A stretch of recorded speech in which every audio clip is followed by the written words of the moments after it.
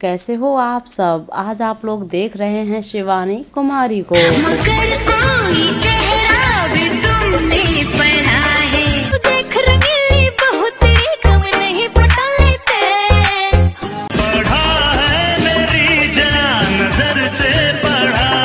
तो दोस्तों आज आप लोग देख रहे हो शिवानी को फुल मस्ती के साथ में, और इसी के साथ में मैं आपको कुछ और भी बताना चाहती हूँ।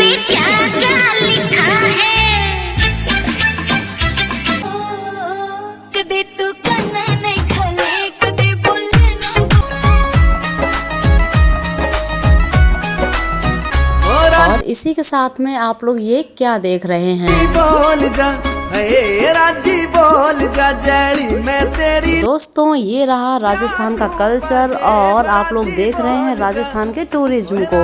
अगर आप लोग राजस्थान के टूरिज्म और इसके कल्चर को एंजॉय करना चाहते हैं तो इस वीडियो के लिंक पर क्लिक कीजिए।